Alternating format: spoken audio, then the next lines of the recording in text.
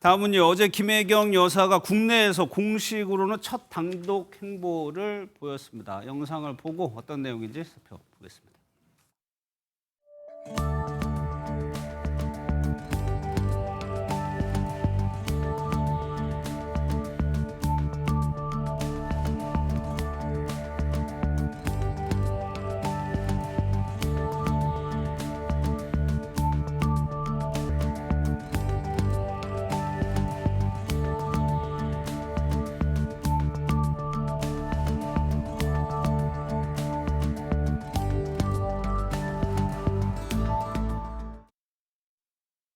사진으로 간략히 봤습니다만 어떤 행사였나요? 네, 바로 제4회 여성 기업 주간 개막식이라는 행사였습니다. 예. 국내 여성 기업인들을 만나서 격려하는 시간을 가진 건데요. 이날 김혜경 여사 착장에도 굉장히 관심이 쏠렸어요. 예.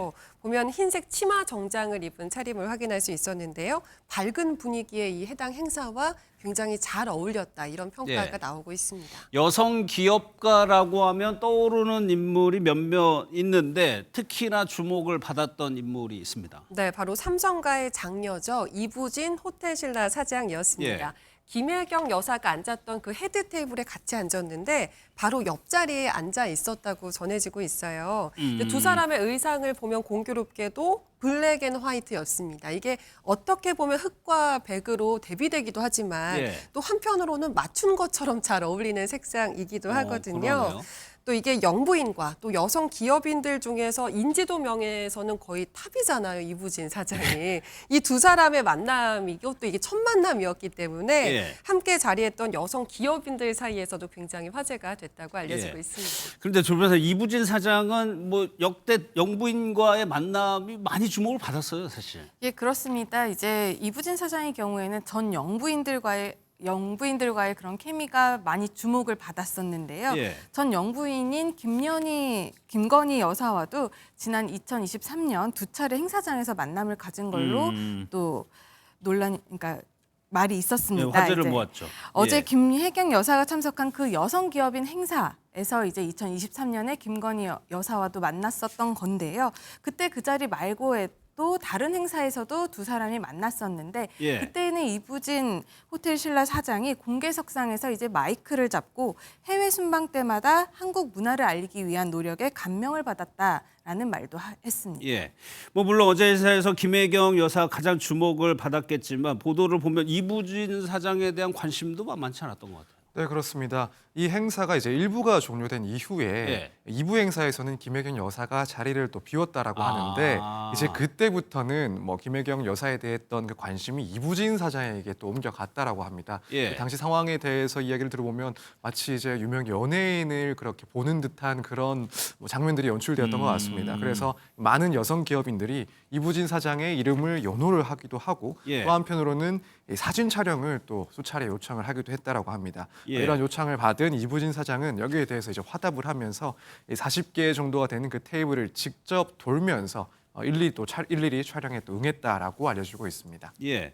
근데 저번에 이부진 사장이 뭐 재벌가인 것도 일반 대중들의 관심을 받을 수 있는 대목인데 그것 말고도 다른 뭐가 있어서 이렇게 관심도가 높을까요? 예, 아무래도 이부진 사장이 기업인으로서 위상이 굉장히 높기 때문이 아닐까 싶습니다. 예. 이제 이부진 사장은 고 이건희 삼성그룹 회장의 장녀로 국내 대표 오너 기업인으로 손꼽히는데요. 그중에서도 특히 여성 기업인으로 손꼽히는 분입니다. 예. 2010년부터 호텔신라 사장에 취임해서 현재까지 회사의 성장을 쭉 이끌고 있고요. 그렇기 때문에 같은 여성 기업인들 사이에서도 뭔가 선망의 대상, 우상 예. 같은 존재가 된 것이 아닐까 싶습니다. 그렇죠. 회사가 계속해서 성장하고 있다는 점 때문에 더 주목을 받는 것 같아요. 그런데 또 하나 이부진 사장이 나올 때마다 이제 따라서 나오는 기사 옷이잖아요. 패션. 네, 맞습니다. 예. 이른바 주총 패션이라고 하죠. 예. 매년 저희 호텔신라 주주총회 때 어떤 옷을 입고 나오느냐 이게 굉장히 관심을 받고 있는데요. 올해 주주총회의 경우에는 올 블랙으로 코트형 원피스, 그러니까 앞으로 여미는 그런 형태의 원피스를 착용을 했습니다. 지난해인 반대로 올 화이트를 착용해서 눈길을 끌었는데요. 앵커님 오늘 출근하실 때 어떤 색깔 옷 입으셨어요? 회색 회색 티셔츠. 이런 거를 제가 왜 여쭤보냐면 이부진 사장은 무슨 색 옷을 입었는지 그 색깔까지도 좀 주목을 받기 때문입니다. 이부진 사장이 올해 올블랙을 입었다고 말씀을 드렸잖아요. 근데 이 올블랙의 경우에는 올해 좀 어두운 경기 상황을 좀 전망하는 이제 그런 색깔이어서 입은 것이 아니냐 이런 해석이 지금 나오고 있습니다.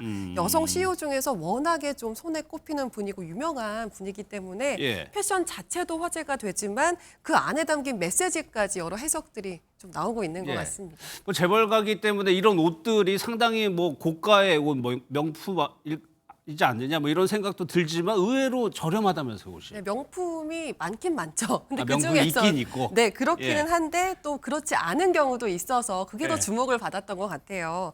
지난해 1월에 이사장을 맡고 있는 장학재단의 장학증서 수여식이 있었는데요.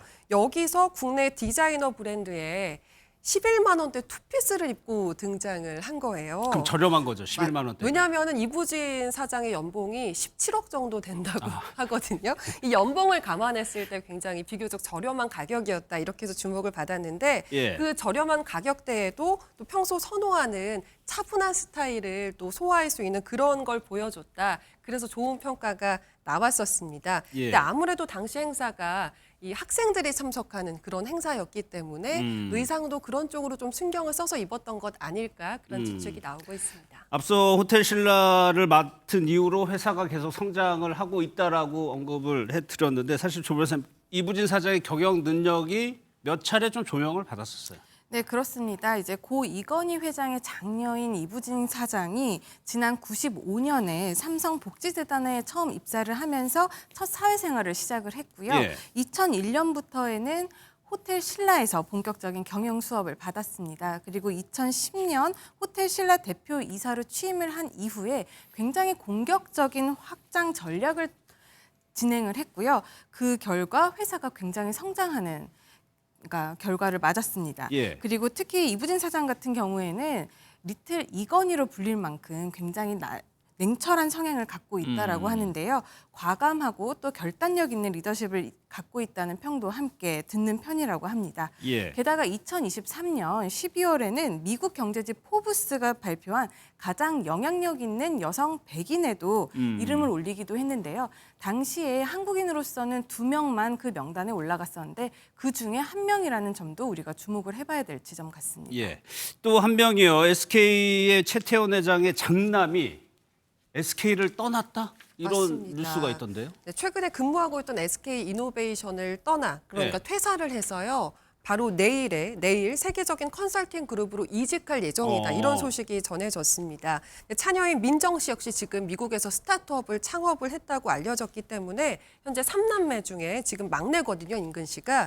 그런데 3남매 중에 SK그룹에 남아있는 사람은 장녀 최윤정 씨뿐이라고 볼 수 있을 것 같습니다. 떠났다, 퇴사했다고는 하지만 결국에는 다시 SK로 돌아오겠죠. 그럴 가능성이 높다고 봐야 할 것 같은 게요. 국내 주요 그룹의 2, 3세들이 이렇게 글로벌 컨설팅 회사를 거쳐서 그룹의 주요 임원으로 복귀해온 사례가 굉장히 많기 때문인데요. 실제 인근 씨의 큰 누나인 최윤정 씨의 경우에도 마찬가지였고요. 현재 정몽중 이사장의 아들인 정기선 부회장을 비롯해서 아모레퍼시픽 그룹의 장녀 서민정 씨 역시 그런 코스를 밟았다고 알려지고 있습니다. 그럼 서 변호사님 이렇게 많이 재계 2, 3세들이 컨설팅 회사를 경험을 쌓는 이유는 뭐가 있을까요?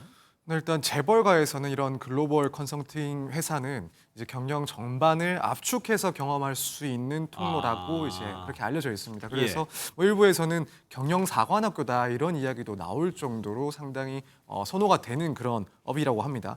그 내용을 봤을 때 결국 다양한 산업을 접하기도 하고 또 미시적으로 혹은 거시적인 그런 경제 상황도 파악을 할 수가 있고 뭐 기술이라든가 마케팅 전반 등을 또 다루게 되니까 결국에는 경영 전략이라든가 조직 운영 방식, 글로벌 시장에 대한 그런 이해도도 상당히 빠른 시간 내에 경험을 할 수가 있는 그런 장점이 있다고 합니다. 뿐만 아니라 이런 업을 하면서 결국에는 재계의 주요 인사들과도 관계를 갖고 또 인맥을 쌓을 수도 있는 그런 장점이 있기 때문에 이런 재벌 2세 혹은 3세의 그런 자녀들이 글로벌 컨설팅 회사를 자주 일을 하는 그런 모습을 볼 수 있다라고 알려지고 예. 있습니다. 그런데 이렇게 진로를 결정하는데 최태원 회장과 노소영 관장의 영향이 컸어요?